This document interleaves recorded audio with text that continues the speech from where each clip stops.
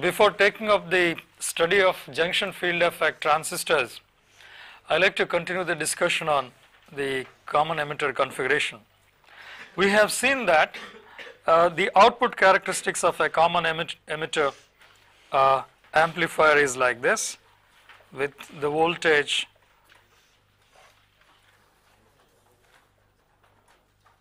collector to emitter voltage given here and a collector current given here.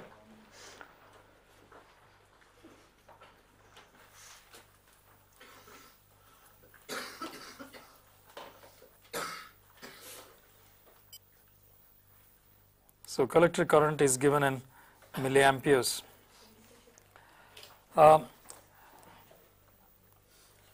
Please note that the characteristics is almost similar to the common base configuration characteristics, but there it is the collector to base junction potential, whereas the output potential of interest here is collector to emitter potential VCE. The difference between these two is one junction potential, PN junction potential. Therefore, this characteristic can be obtained by shifting the previous characteristics. There is one more difference. You will find that the slope is very small in the other characteristics, whereas here the slope is slightly larger than in the other case. We shall see what is responsible for that. If you look at the current expression, it will be clear that this is what happens here. Now we know that in a transistor, the collector current, an expression for the collector current is like this, is equal to minus IC is equal to minus alpha IE minus IC BO.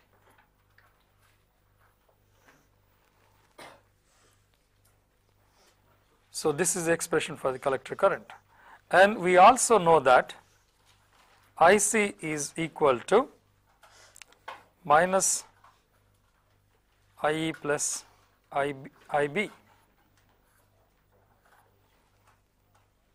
The reason is it's a 3-terminal device. We see going into the transistor. By applying Kirchhoff's current law, sum of these currents is equal to 0.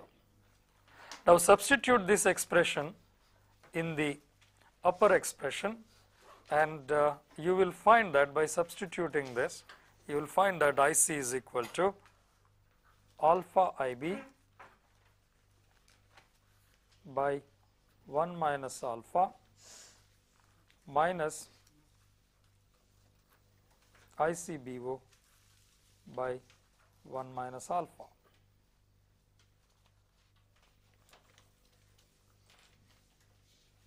So please refer to this expression, this diagram.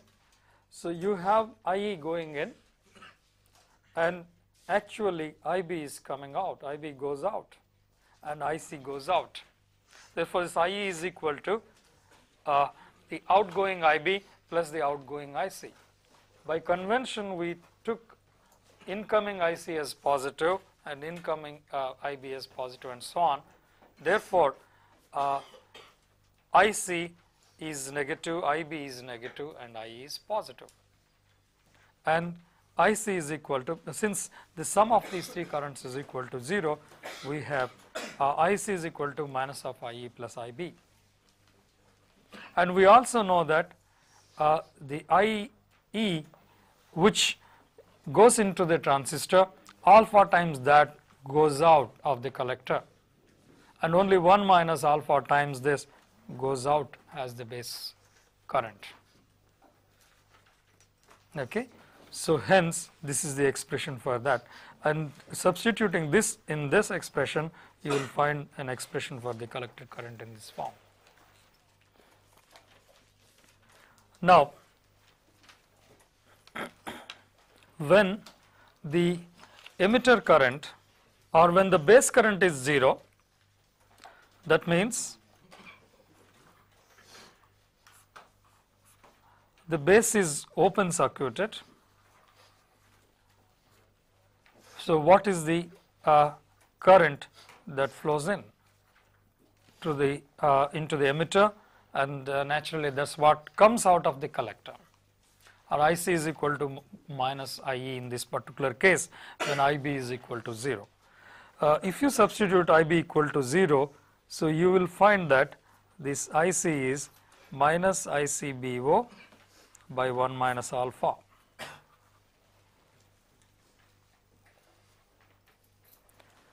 ICBO is the PN junction reverse current, which is equal to IC naught of a diode, and which is of the order of a nanoampere in the case of silicon transistor, and it is of the order of a microampere in the case of a germanium transistor, and alpha is of the order of 99%. If that is so, please note that IC is equal to 100 times ICBO. So whatever is the cutoff current you obtain in the common base configuration, 100 times that will be obtained in this. This current is actually ICEO.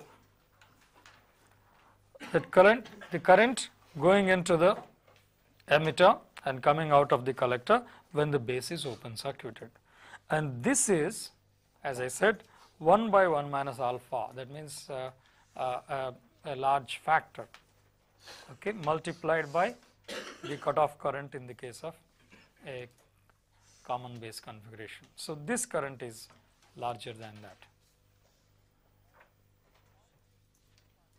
and partially this factor, and this is, please note that this is the cutoff current, and once again I invite your attention to this expression. So if I can rewrite this expression as, so beta times IB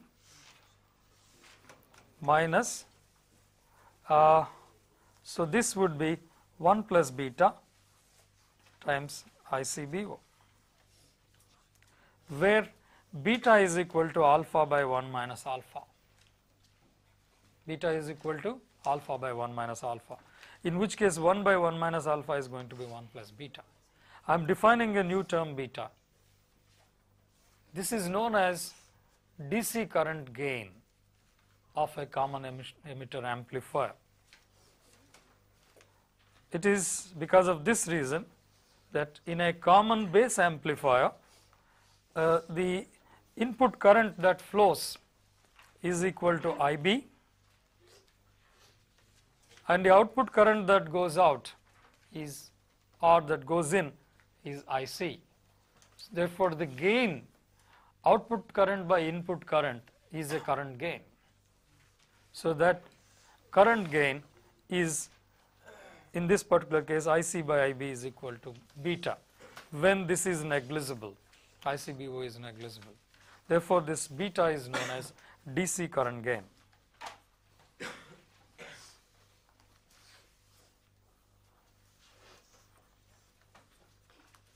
And what is its magnitude? When alpha is 0.99, it is of the order of 100 or 99. Okay? It is 99. Therefore, the current gain, DC current gain, is very large in the case of a in the case of the common emitter configuration. And with increased collector to emitter potential, so you will find that there is a rise in the, slight rise in the collector current, because partly it is because of a larger amount of diffusion that takes place. So diffusion content slightly increases with an increased potential over here. As a result, the slope is slightly larger than in the common base configuration. And because beta is of the order of 100, for 10 microamperes you are getting about 1 milliampere, and 20 microamperes 2 milliamperes, and so on. Please note that these are all negative figures because of the convention we are following. So this is what is known as common emitter configuration.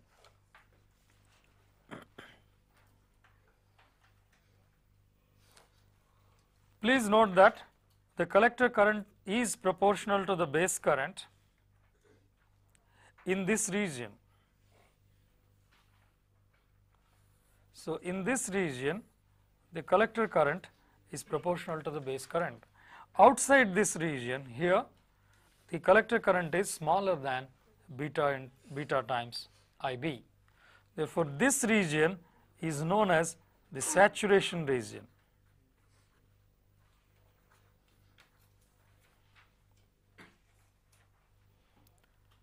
And here when IB is equal to 0 or below IB equal to 0, IC is almost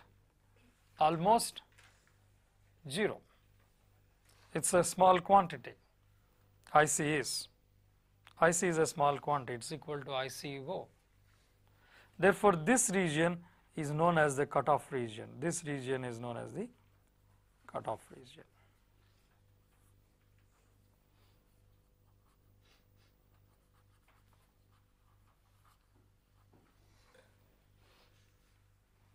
In the saturation region, you will find that it is of the order of the saturation voltage is of the order of 0.3 volts. So, in the saturation region, the base to emitter junction or the emitter to base junction is definitely forward biased with about 0.6, 0.7 volts being the drop here, and the base to collector junction is also forward biased. For proper operation, we want this junction to be forward biased and this junction to be reverse biased. And please note that when you reduce the collector to emitter junction potential, collector to emitter potential below about 0.7 volts, so this junction becomes positive biased. And when this is positive biased, this is also positive biased, it is saturation region. Then what happens when this is positive biased? As I told you, the potential difference which accelerates the injected holes is no longer present. As a result, the current, that is the charge carriers that are injected inside, goes out of the base, and IC is equal to beta IB is no longer valid. Hence, IC is less than beta IB in this region. Okay, and it is known as saturation region, and this region in between is known as the active region, because if you want to make use of the transistor as an amplifier, you have to operate the transistor at some collector current and some collector to emitter voltage in this region.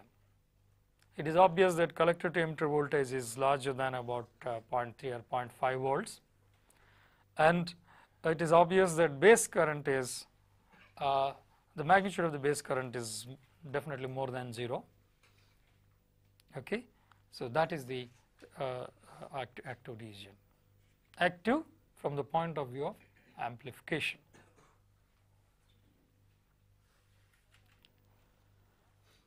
Well, by the side of this, we can also use a transistor for switching purposes. You can see that the transistor is on, that means in the saturation region, or it is in the off in the cutoff region. And by operating the transistor in this kind of modes, either in the saturation region or cutoff region, you can have binary level switching. That is what you have, that is what we do in the case of computer circuits.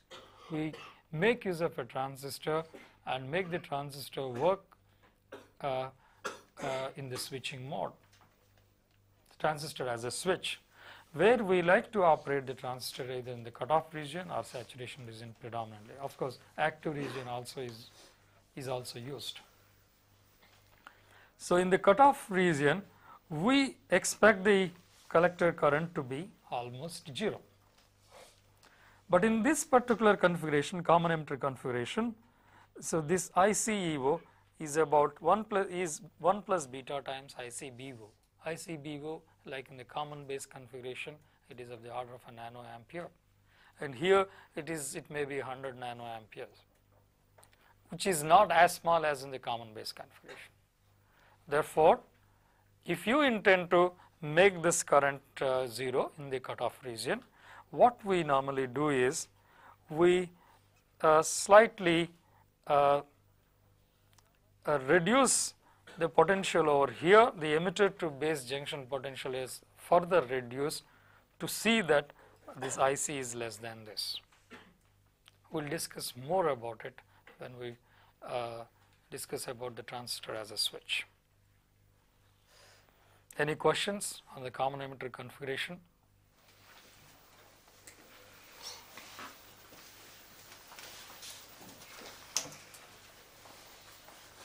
At this stage, I like to change the notation.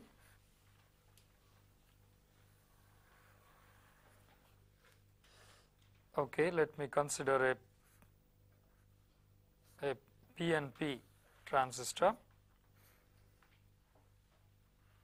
When you use it in common emitter configuration, you have IE, actual IE going in, IB actually coming out, and IC going out. So, because we were using the convention as the ingoing currents as positive, we have IB plus IC plus IE equal to 0 in the previous case.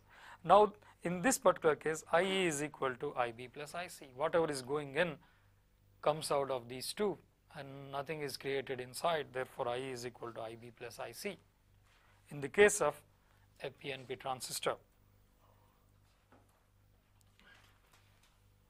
In the case of an NPN transistor, actual IE goes out here. This is IE, and this is equal to this IB, which actually goes in, and this IC which actually goes in, and this IC is beta times IB, and IE is naturally IC plus IB, another IB. Therefore, IE is equal to 1 plus beta times IB. The same thing is valid in this particular case also. If you treat this as your IE, the same expressions are valid. The difference is only in notation. In different books you will find that different notations are followed. That is why both were discussed here.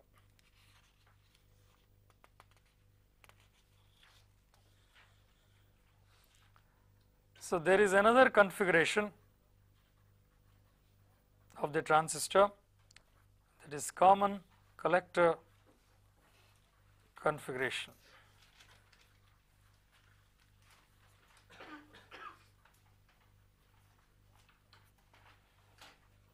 In the common collector configuration,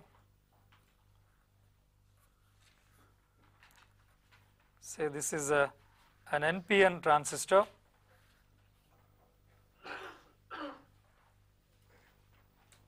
We apply the signal at the base junction, base emitter junction in this form, and take the signal over here from the emitter. This is our load resistance.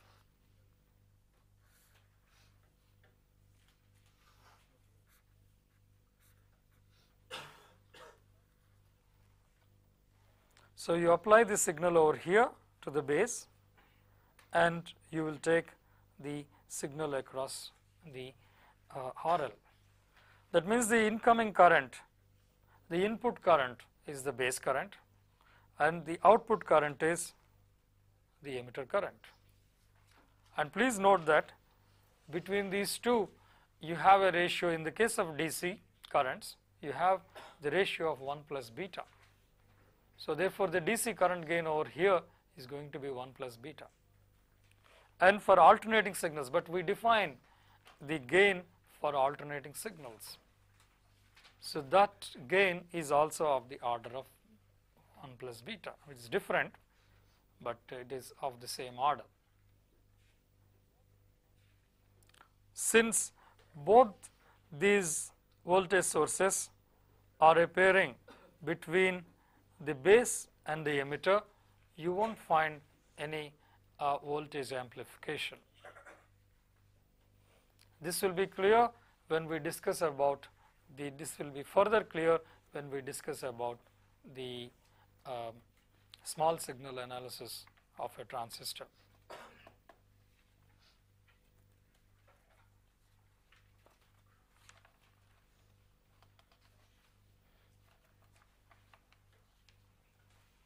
Any questions?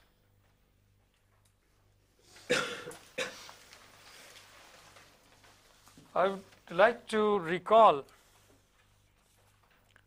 the common base configuration. I didn't discuss about what is the saturation region, what is the cutoff region, and let me just point out which region is cutoff region, which region is saturation region over here. Extending the same argument of the common emitter amplifier, so please note that this is the cutoff region in the case of common base characteristics, because the emitter current is 0 here, collector current is also almost 0, and so below 0 volts is the saturation region.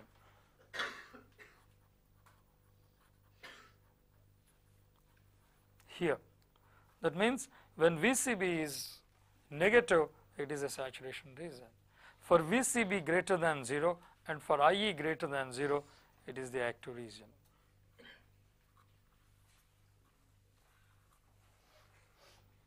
I repeat, we can use the transistor as an amplifier in this region.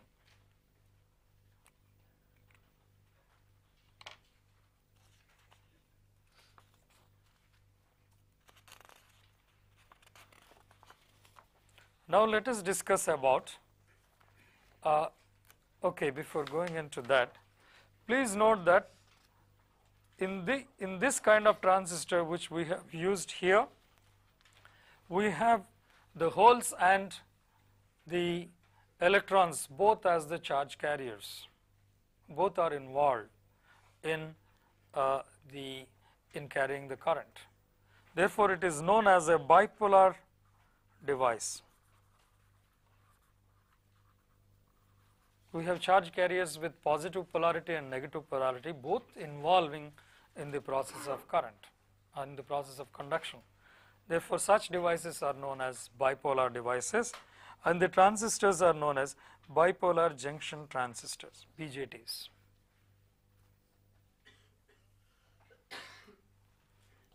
There are different manufacturers who make the transistors, and there are different type numbers for these transistors. So, the National Semiconductor use this symbol 2N2222 is a transistor, CIL 490 is a transistor. These are all type numbers. 2222 is a type number for that particular transistors, 490 is a particular transistor, and depending on the voltage ranges in which they operate, there are different versions. There are power transistors who work up to hundreds of volts and 1 or 2 amperes or even more.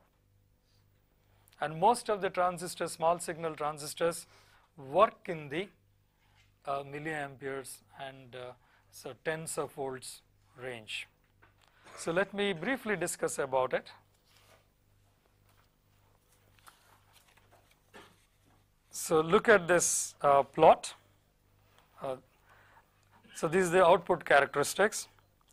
The collector current, maximum collector current that can be allowed to flow through the transistor without damaging the transistor is fixed. So that is known as IC max. So this is one rating of a transistor. You should not operate the transistor at a current more than this. If you operate it, the transistor will get burnt. Similarly, you have VCE maximum, the collector to emitter voltage, the maximum collector to emitter voltage may be say 30 volts. So for a particular transistor. So that means the VCE max should never be operated, VCE should never be operated above 30 volts.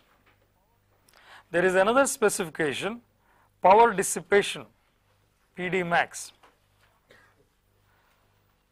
In a junction transistor, the power dissipation is approximately equal to the collector current into collector to emitter voltage. IC into VCE is the power dissipation, approximately equal to the power dissipation. It is a 3-terminal device. If you consider here IE into the IE is the current which flows in, IB which goes out, and IC which goes out, and the maximum amount of voltage drops across this in the active region. Therefore, VCE into IC is considered to be almost the power dissipation in a transistor. And the transistors have certain power dissipation capability, and you should not go beyond that limit. A typical power dissipation capability is 300 milliwatts. Okay. So if you, in the strict sense, if you find out IC into VC equal to constant, curve would look like this. PV is equal to constant kind of curve. So if this is say PD is equal to PD max curve,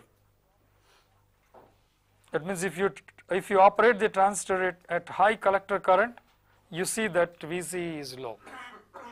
Or if you are operating it at a low collector current, you can go for a larger VCE, so that the power dissipation, that is IC into VCC, is within that limits.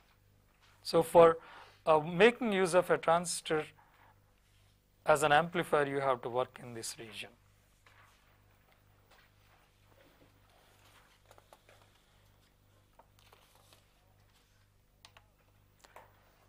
Now you have, other than the bipolar junction transistors, you have some other interesting transistors available.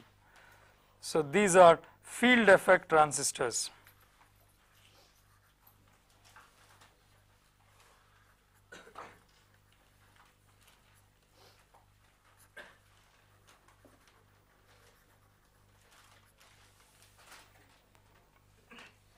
The field effect transistors have certain advantages over the bipolar junction transistors. So such transistors occupy small space and more stable operation.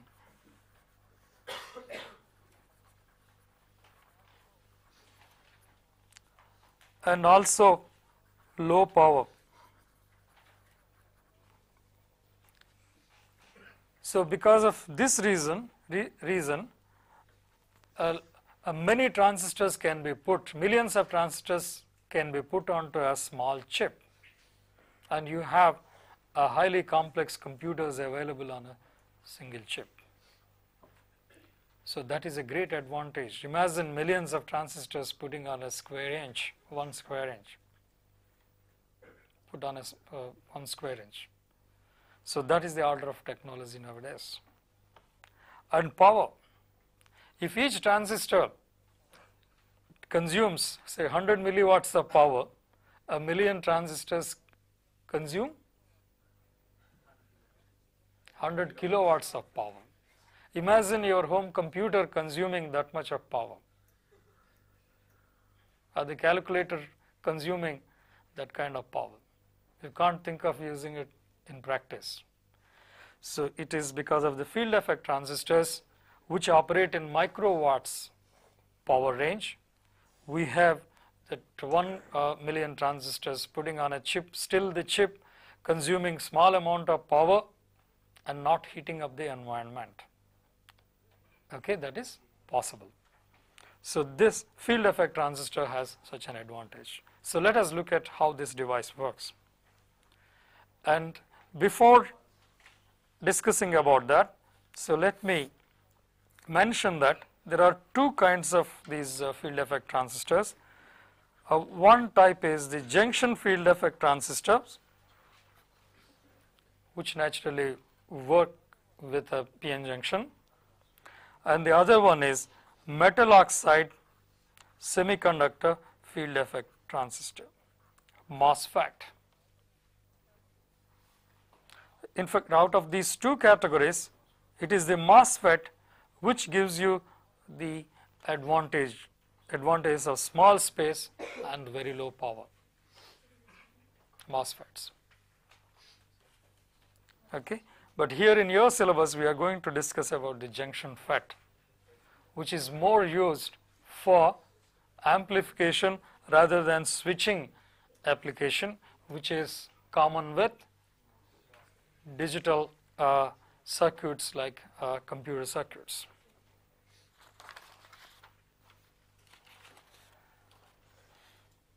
So here is the construction of a junction field effect transistor, JFET. Typically we have an N or P type bar of semiconductor. As an example, let us consider an N type semiconductor, N-type semiconductor bar. So into which we embed some P-type doping. So because of which a P-type material is formed here. Imagine this as a cylinder and you have a ring, a P-type ring on it. Here is the cross section drawn across this. And say you make some ohmic contacts here, which are metallic contacts. Now we are talking about ohmic contact.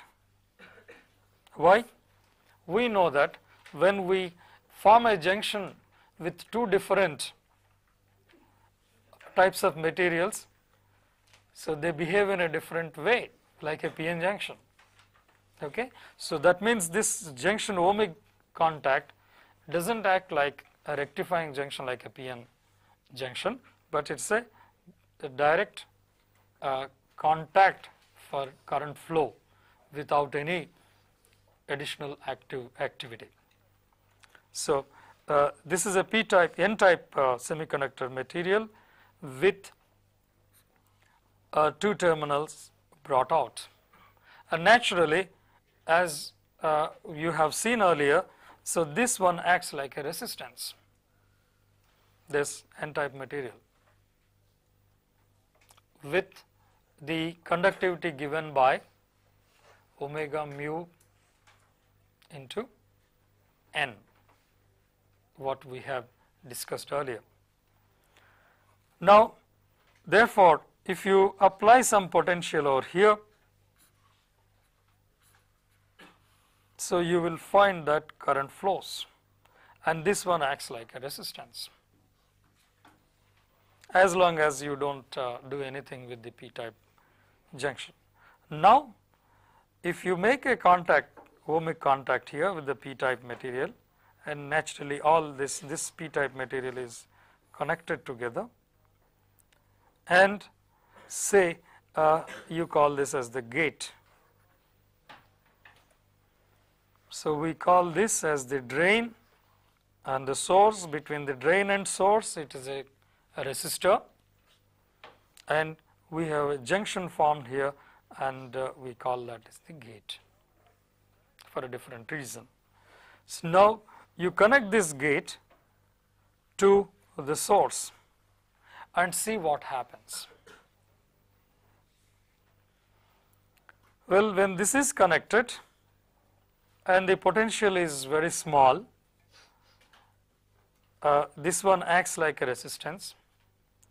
But when the potential is large, please note that the voltage, say it is 2 volts, so this 2 volts gets dropped uniformly across this along this material, assuming that the cross section is uniform.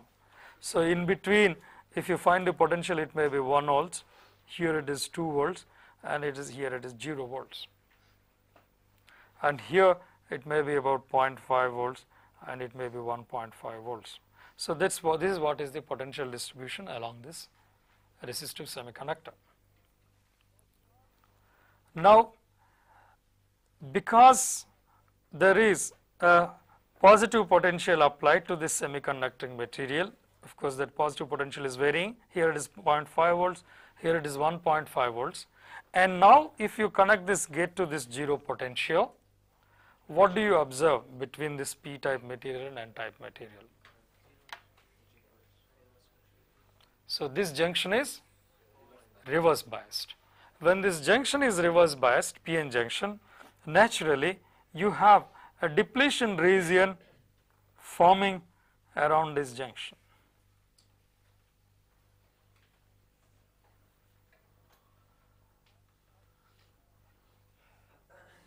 So you have the depletion region formed.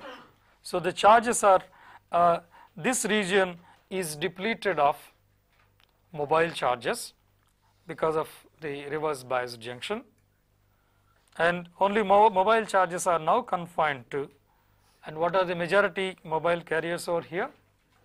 Electrons are the majority mobile carriers, and these electrons are available only in this bar. These are not available here because of the diffusion that is taking place.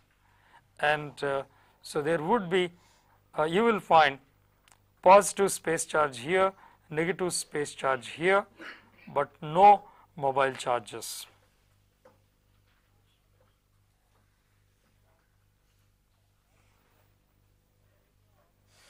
And as a result, the area of the n-type semiconductor bar goes down and the resistance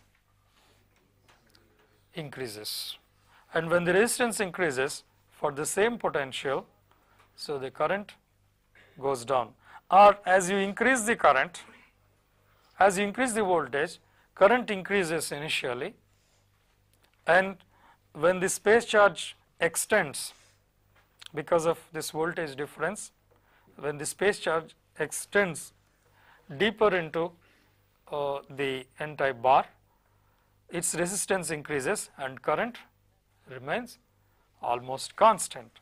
Hence, the current, the voltage current relationship, so this is VDS, drain to source voltage that is applied. This is the drain current you observe.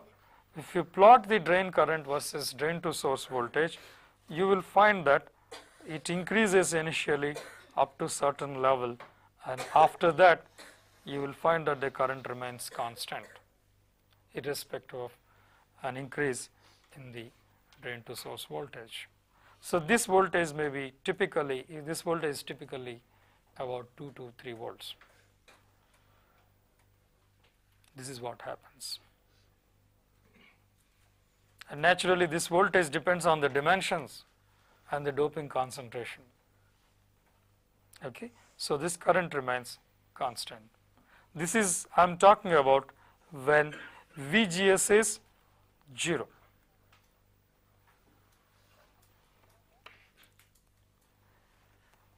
Now what happens if we reduce VGS?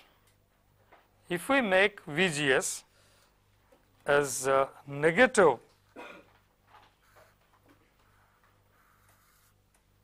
if VGS is made negative, what happens to the situation? If VGS is negative, even when this potential difference is 0, this p-n junction is reverse biased. Therefore, even to start with at 0, almost at 0 voltage itself, the resistance is larger than when this is 0. The gate to source potential VGS is 0. Okay. So as a result, you will find that the resistance of this bar is large and the characteristics is something like this. This is for VGS is say minus 1 volt,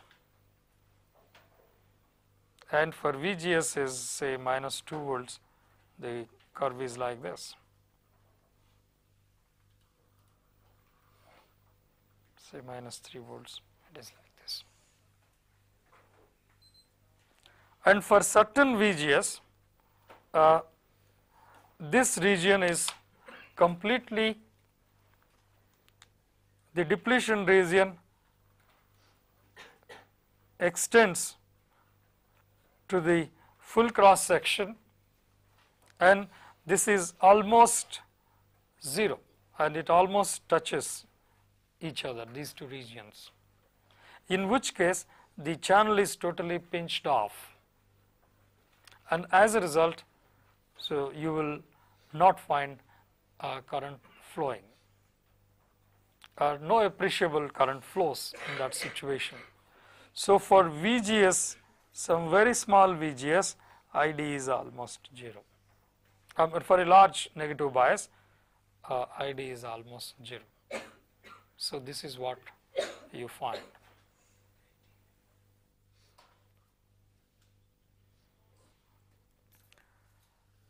And please note that this kind of drain to source can be interchanged also. In this device, drain to source also can be interchanged if it is symmetrically built, in which case the same kind of characteristics is applicable on this side also. Well, if you interchange the drain and source, so this becomes your source, this becomes your drain, and the potential should be with respect to this. Even if this VGS is with respect to this and not with respect to that, you have the same kind of characteristics, so that is applicable. Therefore, so this device acts like a resistance up to certain voltage level known as the pinch off voltage, and beyond that the current remains constant.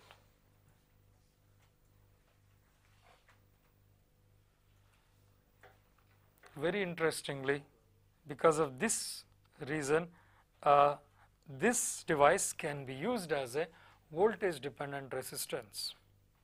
When VGS is 0 volts, so this is the resistance value is equal to the slope of this curve, inverse slope of this curve.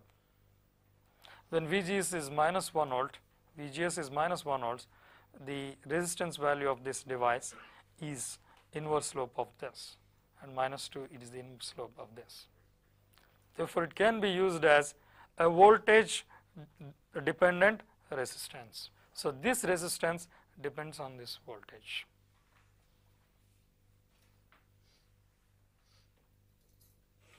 Okay. Any questions?